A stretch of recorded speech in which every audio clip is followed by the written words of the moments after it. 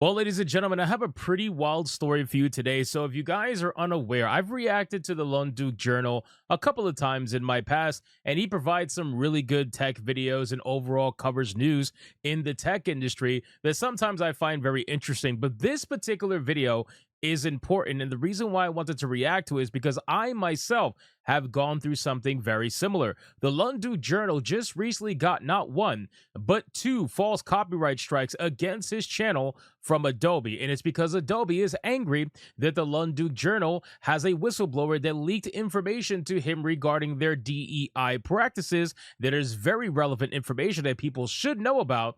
They are trying to falsely take down his channel as a means to counter the information that he put out there from his whistleblower.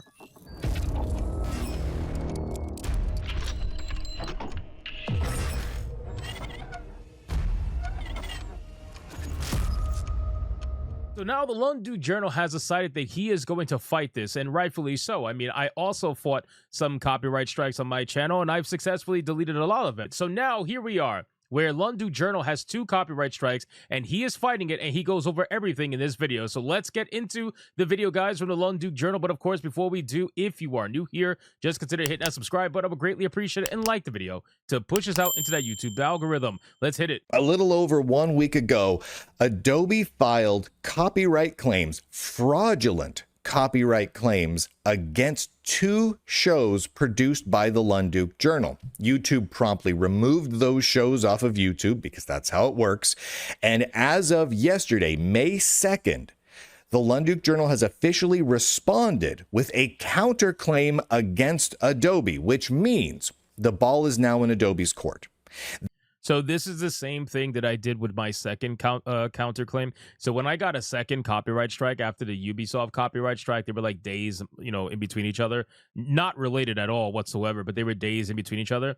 I got my lawyer to respond in my stead, which you have the ability to do. Obviously, YouTube gives you the option to have a lawyer represent you instead of just you yourself. So that way, in situations like myself, I don't have to give this person my own personal information, and I can have my lawyer fight it for me, which I did, and it resulted in the person immediately taking it down once they realized that I was willing to go that far. That's just usually how this goes. And even if the person didn't respond, what ends up happening is that after you counterclaim, they have 10 days to respond. If they do not respond in 10 business days, your video gets automatically reinstated on YouTube, and it gets automatically removed the copyright strike. So both things are beneficial to you. So sometimes it does work for you to just fight the counterclaim and see if they're able to get back to you within 10 days. And if they don't, well, and it's not just even getting back to you in 10 days. They have to prove to YouTube that they are seeking legal action against you within 10 business days, which for most people is going to be very difficult to prove. If you're a big company, maybe not so much, but for most people who falsely copyright strike, that's not going to be very easy to do. So anytime I see a BS copyright strike on my channel, I always fight it now for the most part, because it's just going to get reinstated. These losers don't even realize that that's even possible. That's a hilarious thing regarding YouTube false copyright strikes. They now have 10 days from yesterday to respond by filing legal action against the Luneduke Journal if they want to. If they don't, the videos in theory will go back online. Now, I want to walk you through exactly what's been happening so far for multiple reasons. The first of which is I don't like bullies, and I definitely don't like bullies in the big tech industry. When I see, and there's a lot of them. There is a lot. All these companies think that they are too big, and they will absolutely bully a smaller creator or somebody who they think are a smaller creator on YouTube. They will take advantage of it if they feel like they can, and they will every single time. Big tech companies and tech foundations bullying creators, bullying developers, bullying users, bullying journalists, etc., it makes me a little grumpy. The best disinfectant for this sort of activity, for this bullying behavior, is sunlight.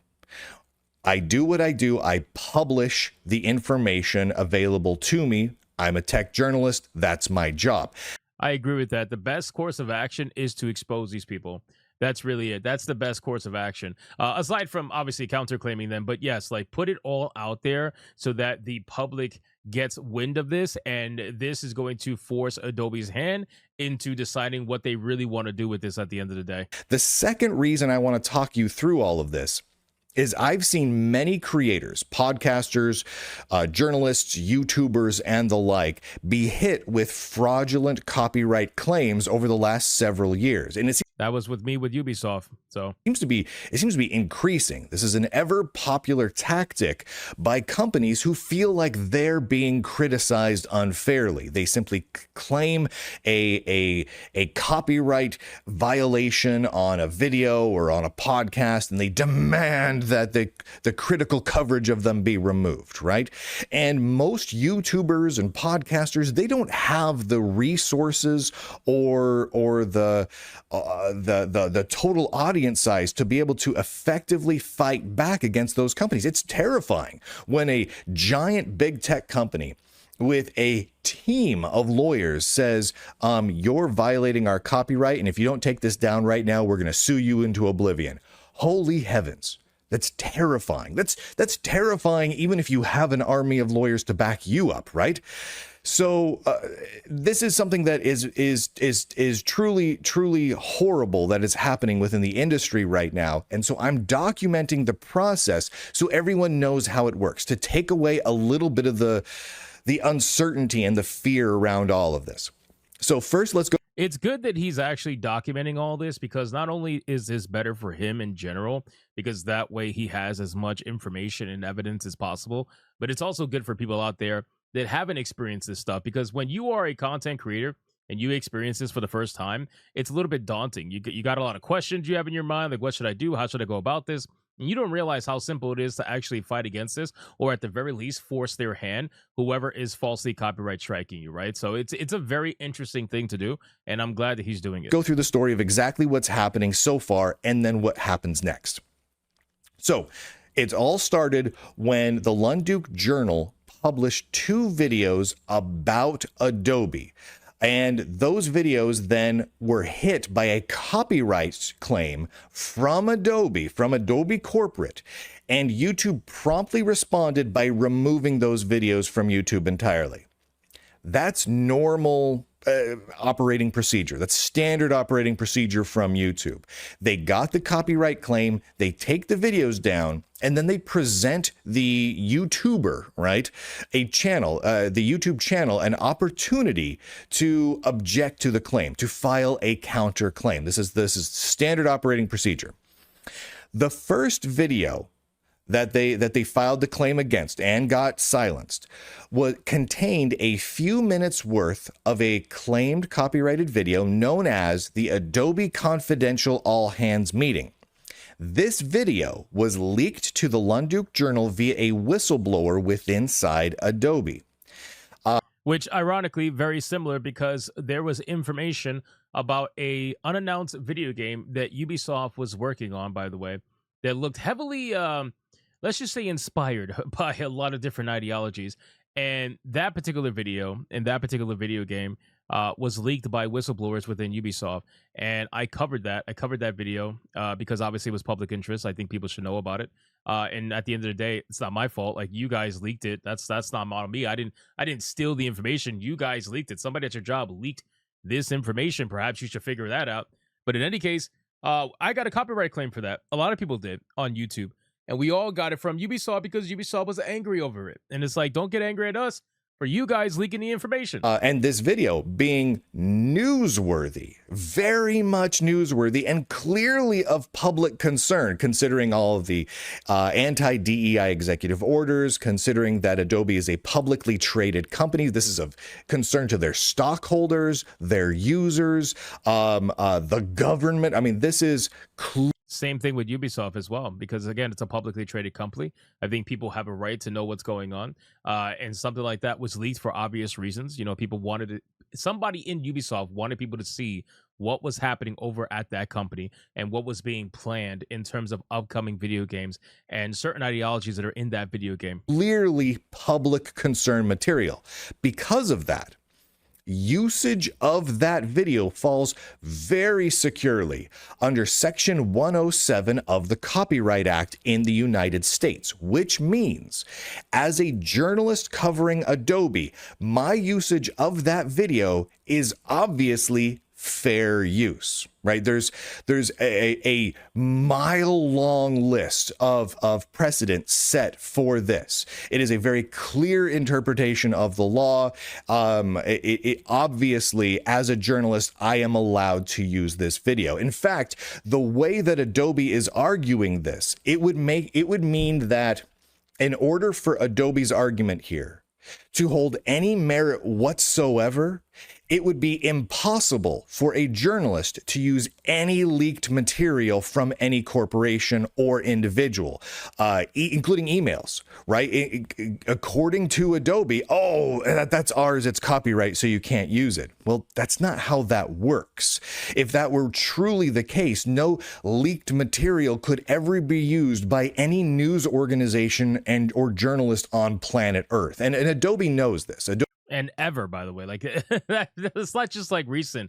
That means ever, like anybody who's ever used leaked information. And again, they are trying to set this precedent for a reason, because they know at the end of the day, this is all BS, right? They know that. They're just trying to do this in the hopes that the Luneduke Journal was not going to fight back. They do these things expecting you not to fight back. That is their mindset. And the moment you do actually fight back legitimately, they have to come up with a plan quickly. Otherwise, it just gets reinstated. Used by any news organization or journalist on planet Earth. And Adobe knows this. Adobe's lawyers have to know this if they're actually lawyers, right? So they knew this going into it, which means that they are misusing and abusing copyright law in a way it was never intended and the law does not support.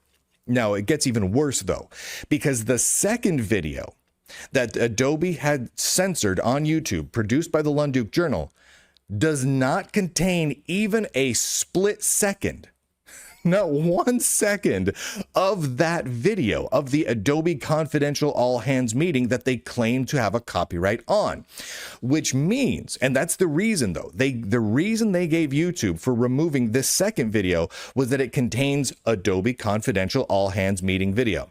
It doesn't, which means Adobe lied to YouTube because they told YouTube that they, Adobe, looked at and analyzed the video, determined that their copyrighted content, that copyrighted video, that specific video was in it, and it wasn't. But they knew that when they submitted the claim.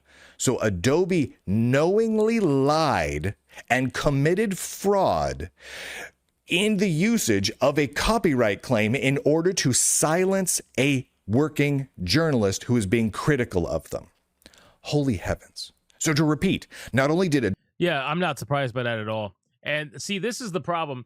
You have idiots over there at big tech that will just do everything they can to try to abuse a system that they know they can abuse to try to silence someone, but they don't realize what they're actually doing. By you claiming that that video was in the second video that he did and it wasn't, like he said, you are knowingly lying to YouTube. You are knowingly committing fraud. You are knowingly doing this, and then you're trying to pretend as if you have any kind of legal precedence over anything that's happening right now. These people are ridiculous, and they're only trying to silence a journalist. That's literally all they're trying to do. Adobe lie in their copyright claim. They also misused and abused copyright law in order to silence a journalist. This is obscene. This is truly, truly obscene, and it cannot be allowed to continue. Now, here's the way that I handled this. The Luneduke Journal made several attempts to communicate with Adobe, including emails to the Adobe CEO, their press team, their marketing team, as well as the specific email address provided in the Adobe issued copyright claim, which was an email address held by their head of social media at Adobe. And I emailed all of them.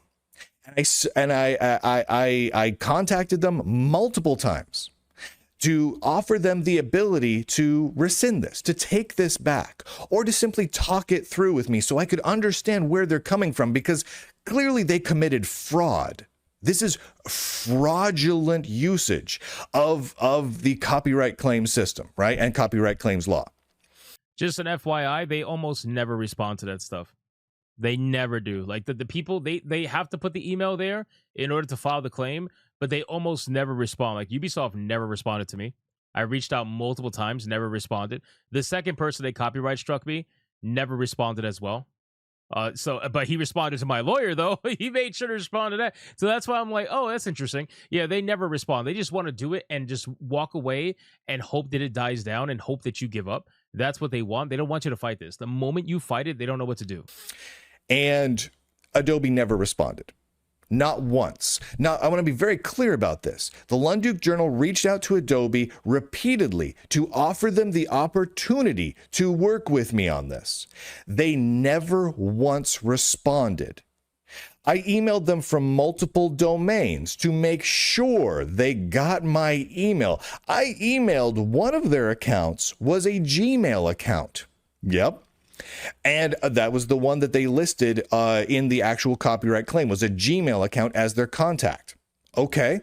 I used another Gmail account to contact them to make sure there were no spam issues between multiple domains that might prevent my emails from arriving, something along those lines. They have my emails.